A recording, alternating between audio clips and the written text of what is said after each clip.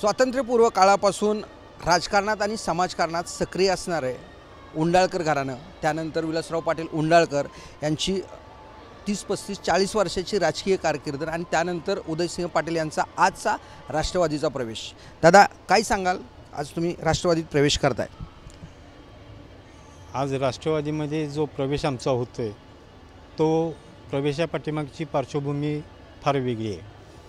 नुसतं या ठिकाणी आपल्याला कोणती पदं मिळावीत किंवा भविष्यामध्ये आपल्याला काहीतरी त्यातून फायदा व्हावा यासाठी ही भूमिका आम्ही स्वीकारलेली नाही. कारण आज आमच्या पाठीमागं जी पार्श्वभूमी आहे ती पार्श्वभूमी ही स्वातंत्र्य चळवळीतली आहे. मग आमचे आजोबा असतील, चुलते असतील किंवा काका असतील, ह्यांनी गेली 50-60 वर्ष जे समाजकारण आणि राजकारण केलं ते समाजाच्या हिताचं केलं आणि ते करत असताना सत्तेची जोड त्यांनी या सगळ्या प्रक्रियेमध्ये कायम सातत्याने ठेवली होती. पण आज परिस्थिती जी निर्माण झाली त्या परिस्थितीतून मार्ग काढण्यासाठी किंबहुना कार्यकर्त्यांना एक राजकीय बळ प्राप्त करून देण्यासाठी सत्तेच्या पक्षाबरोबर राहणं किंवा त्याच्यातून सामाजिक ताकद आणि राजकीय ताकद मिळवणं ही त्याच्या पाठीमागची पार्श्वभूमी आहे. आता सत्तेत अनेक पक्ष आहेत, तुम्ही राष्ट्रवादी निवडण्यामागचं कारण काय? सत्तेमध्ये आज जरी अनेक पक्ष असले तरीसुद्धा आम्ही ज्या प्रवाहातून येतो ती पुरोगामी विचारसरणीचा प्रवाह आहे.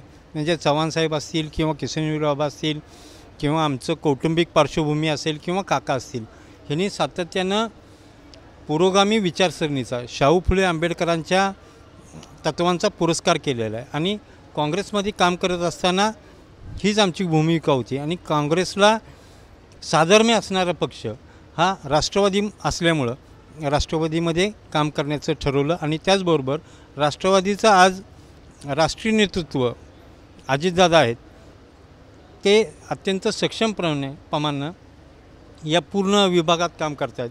त्यांना ग्रामीण भागाची, सहकाराची, शहरीकरणाची पूर्ण जाण आहे. त्यामुळं आमचे जे काही सामाजिक प्रश्न आहेत, विकासाची कामं आहेत, ही चांगल्या प्रकारे पूर्ण होतील. धन्यवाद दादा.